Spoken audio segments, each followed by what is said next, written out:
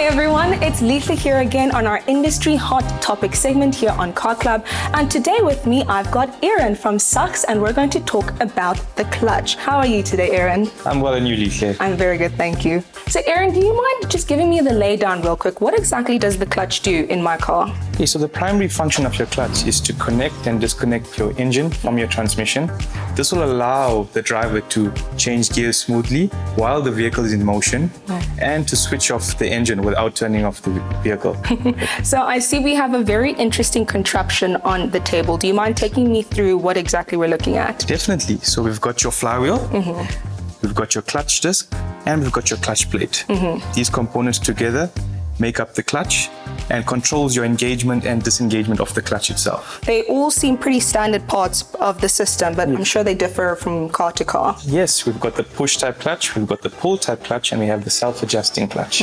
So what are the differences between them? So the push type clutch requires your release bearing to pull onto your diaphragm springs on your pressure plate, which is this here. Oh, okay. Your pull type clutch requires your release bearing to pull onto your pressure plate in order to disengage your clutch. The self-adjusting clutch has a built-in mechanism that compensates for the wear on your clutch disc, giving you a soft pedal feel. Oh, okay. So there's definitely advantages and disadvantages to the different types. Which one do you think is the most convenient one that you'll find in a car? The push type is the common one, yes. Okay. So you mentioned that this was the flywheel in the clutch system. So the different types, and what exactly do we have on the table? Yes, you get two different types. You get the dual mass flywheel and you have the solid flywheel. What we have here is a solid flywheel. These are used more in racing applications. Oh, wow. Or applications where you are required for higher torque ratios. Right? Then you have the dual mass flywheel, which reduces your engine vibrations and noise, and also enhances your driving comfort.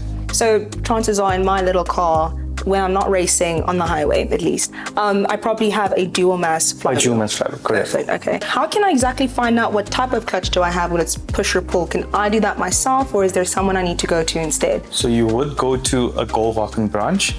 They will use your VIN number and they will check the clutch for you. Or alternatively, you can take your vehicle to a RMI accredited workshop. They can also assist you in that. Aaron, you've really helped clear up everything that goes on in this seemingly intricate system. And so I have to thank you for that. You've been an absolute pleasure to have. Thank you, Lihle. It's good being here. Perfect.